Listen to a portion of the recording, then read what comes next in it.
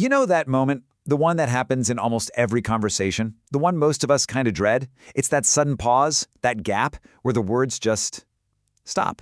Oh yeah, you know exactly what I'm talking about. That heavy, uncomfortable space that just hangs in the air, making you scramble for literally anything to say. But what if I told you that silence isn't a failure of communication? What if it's a language all its own, with its own rules and its own meaning? Well, that's exactly what we're going to dive into. That, right there, that's what we're talking about. So we tend to think of silence as this empty space, right? A void where conversation just dies. But it turns out the opposite is true. Silence isn't empty at all. It is packed with meaning. Okay, so here's the big mind shift we need to make. We have to completely redefine silence. It's not just the passive lack of noise. It is an active part of our conversations. It's a tool we use, whether we know it or not, to express everything from deep respect and thoughtfulness to, well, anger and fear. It's a way of listening that can actually make a connection stronger, not break it. And this quote, it totally flips the script on what we think good communication is. Just think about that for a second. People who communicate perfectly control silence. It's suggesting that true mastery isn't about always having the perfect thing to say, but about knowing exactly when to say nothing at all. Of course, like any powerful tool, silence can be used for good or for ill. It has the power to build relationships up, or it can absolutely tear them down. So let's look at the two very different sides of this silent coin. On one side, you've got constructive silence. Think about a time a friend told you some really tough news, and you just sat with them, Your quiet presence showed all the support they needed. That's the kind of silence that creates space for empathy. But then, there's the other side, destructive silence. We all know this one. It's the silent treatment. It's used to disempower someone, to deny their reality, and to control a situation by just refusing to talk. It becomes a weapon. And in conflict situations, this can get really serious. Silence can be used to completely invalidate the experiences of people who have been hurt or oppressed. By refusing to engage, one person can block any chance for discussion, ignore every request to talk it out, and pretty much shut down any hope for a resolution.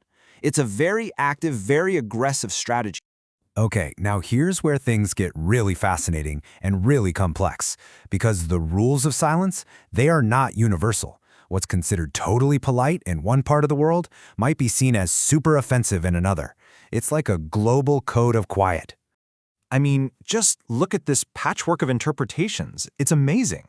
In a lot of Western cultures, a pause in conversation can make people really nervous. We start wondering if the other person is mad or bored. But travel over to a Nordic country, and that same silence is seen as a sign of respect, a moment for deep thought. In parts of Africa, it can just be a sign of comfortable friendship. It's a huge reminder that there's no single right way to be silent. Context is absolutely everything. And that context is changing faster than ever. And you can thank technology for that. We are literally developing brand new ways of being silent with each other, creating a whole new silent language for the 21st century. Get a load of this number, 96.8%. What in the world could that be? Well, that is the staggering percentage of young people in Spain from a 2018 study who said they'd rather send a message than make a phone call. Nearly everyone. And this isn't just a trend in Spain, it is happening all over the globe. This has led to a phenomenon that some are calling Generation Mute. It's a whole generation that often sees spontaneous, verbal conversation as, well, hazardous, because you can't go back and edit your words. They find comfort behind a keyboard, which makes a new kind of silence normal, the silence of no face-to-face vocal interaction. You've seen it, right? A group of friends, all out together, but they're all just looking at their phones. Silent. But it's not just about the silences between us. It's also about the silences we create within ourselves. Let's talk about the subtle, nonverbal ways we hide what we're really feeling, a lot of the time without even knowing we're doing it. So one of the most common tools for this, and this might surprise you, is humor. Researchers point to 4 main styles, but there's one in particular, self-defeating humor, that is basically a form of self-silencing. This is when we make jokes at our own expense, not just to be humble, but to actively hide how we're really feeling. It's like putting up a little shield that says, "I'm fine, this doesn't really hurt," when, deep down, it does. And then there's the simple act of looking away. Avoiding eye contact is a really profound form of nonverbal silence. It can signal all sorts of things. Maybe social anxiety, Maybe you're just shy or feeling emotionally uncomfortable. Sometimes it's just practical. We look away to concentrate better. But other times, it's a crystal clear sign that someone is angry or upset and is using that quiet distance to communicate it loud and clear. So if silence is a language, how do we get fluent? How do we learn to listen not just to the words people are saying, but to what's being communicated in the spaces between them? Well, it all starts by just becoming a more conscious observer. Here's a pretty simple framework you can use. First, just consider the context. Is this a cultural thing, or is it personal to them?